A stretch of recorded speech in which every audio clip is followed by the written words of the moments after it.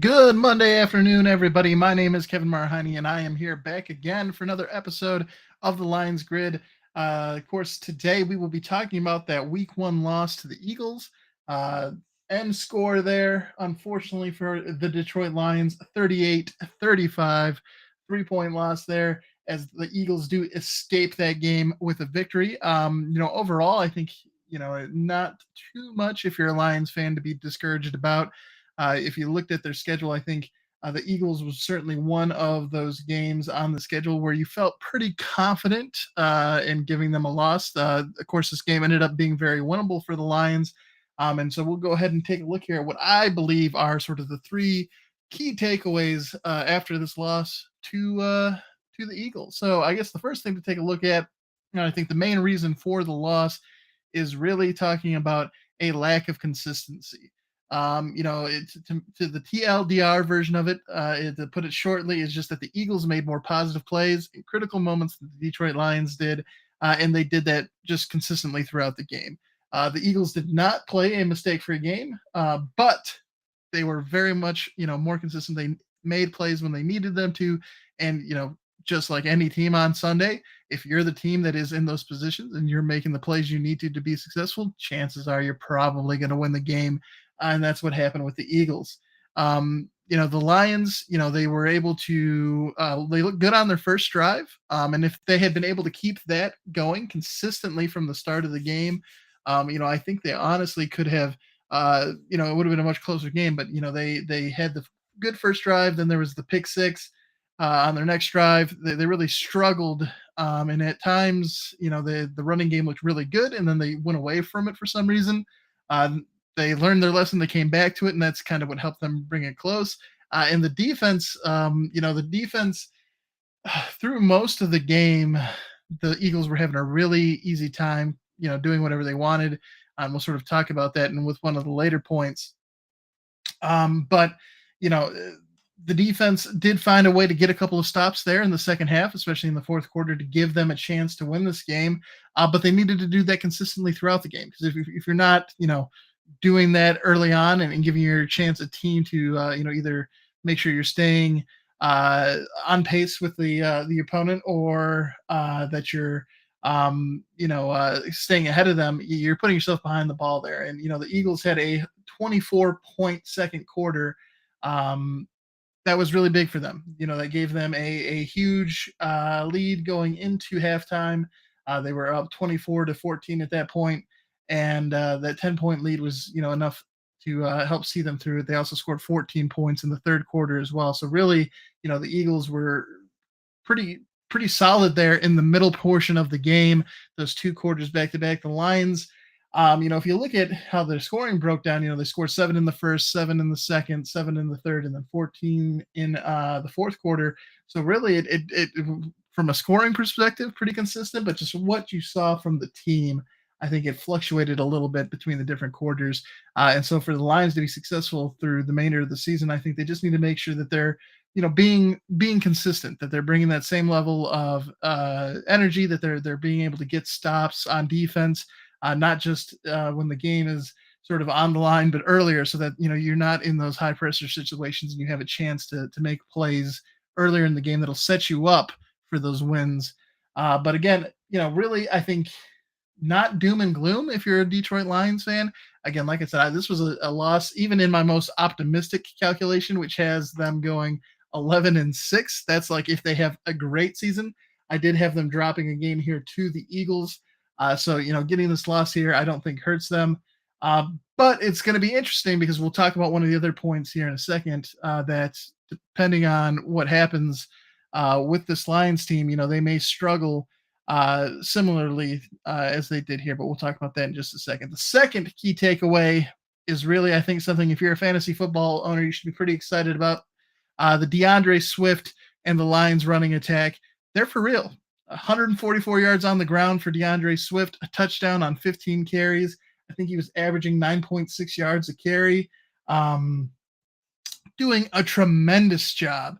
Like I said, they unfortunately had gotten away from him a little bit during the game. They figured out that was not a good idea, and they went back to him. So, the Lions I would expect to continue to see him to get a good share of the carries and getting involved in the offense. If you are a fantasy football owner, I think your one gripe about it is that even though it's an overall, we scored three touchdowns on the ground for the Lions.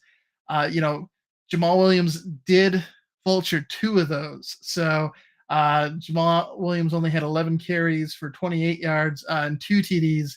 If those two TDs could have found their way for us fantasy football owners to DeAndre Swift, I think people would have been a little happier, even with the loss against the Eagles. But overall, I think if you're looking at this Lions rushing attack, 181 yards as a team on the ground, three touchdowns. DeAndre Swift had that 50-yard run during the game. A lot of positive things coming out of that Detroit running game, which should set them up well for the remainder of the season. And hopefully they'll just continue to feed DeAndre Swift, and he will. A lot of people heading into the year had him as being a potentially top 5 fantasy football running back. If he continues to have, put up stats like this every week, he's sure to hit that. So something to keep an eye on there, and certainly something exciting for Lions fans.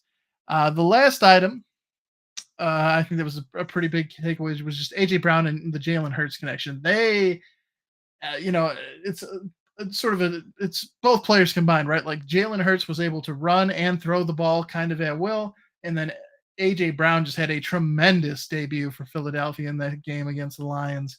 The issue I think really is going to be, he had AJ Brown in particular had 10 receptions for 155 yards. Uh, he balled out, and Jalen Hurts was able to find him. We were only able to sack Jalen Hurts once during the game, but uh, most of their touchdowns also came on the ground. So we were just talking about how successful the Lions were in their rushing attack. The Philadelphia Eagles as a team were able to achieve 216 yards. So they actually ran for more yards on the ground than the Lions did on Sunday. And they had 4 touchdowns. You had Sanders with a touchdown, you had Jalen Hurts with a touchdown, you had Kenneth Gainwell, and then Boston Scott. So you had that whole running back by committee there, as well as Jalen Hurts adding in and getting those 4 touchdowns on the ground. But you had AJ Brown there through the air. Again, 10 receptions, 155 yards. You also had Dallas Goedert jumping in with 3 receptions for 60 yards. I think this is going to be something we're going to want to keep an eye on if you're a Lions fan, because we just saw what Justin Jefferson and Kirk Cousins did to the Green Bay Packers on Sunday.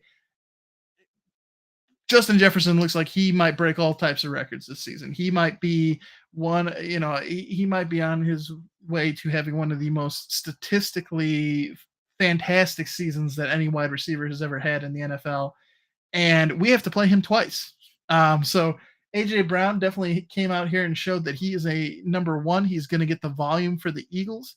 But you have to start looking ahead to the rest of the Lions schedule. And, thankfully, you look at the Packers, and there isn't a whole lot of threat there. You look at the Chicago Bears, no one really jumping out. They were able to get that win against the 49ers. But in terms of the individual stats of those receivers for the Packers and the Bears after 1 week, nobody really jumped out. And then there's Justin Jefferson in that Minnesota Vikings team.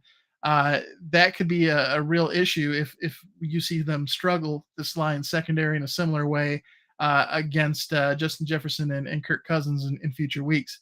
Especially if, again, we were only able to get the 1 sack on Jalen Hurts. Now, Jalen Hurts is certainly a more mobile quarterback than Kirk Cousins is.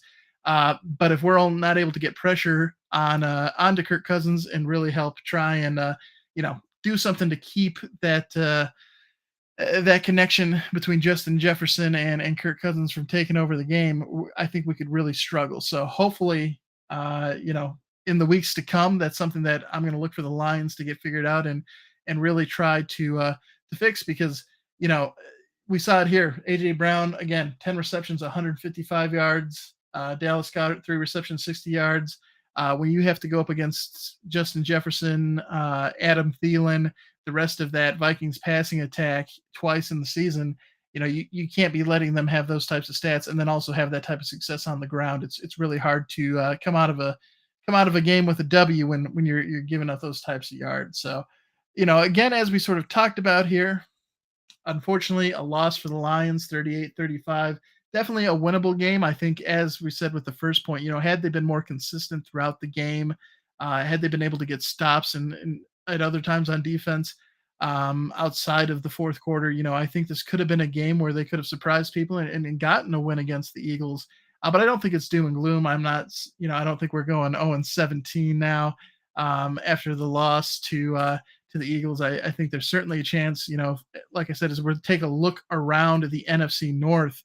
Right now, at 1 week in, if I was to overreact, I would say that the Vikings seem to be at the moment the clear cut first choice to win the NFC North. They handled the Packers very well. The Packers did have a similar outing last season against the New Orleans Saints to start the season, but that was the New Orleans Saints, right? Yes, they're in the NFC, but they're not the divisional opponent. So the fact that the Packers dropped this game to the Vikings and they dropped it in the fashion they did, where their offense just looked horrible.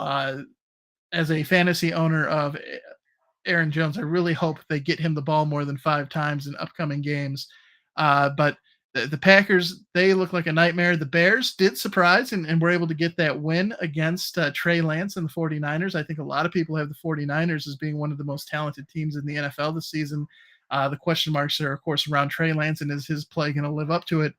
In a wet game at Soldier Field, Justin Fields and the Bears were able to get that win. So, it's still a long way to go, but I would have your Vikings number 1.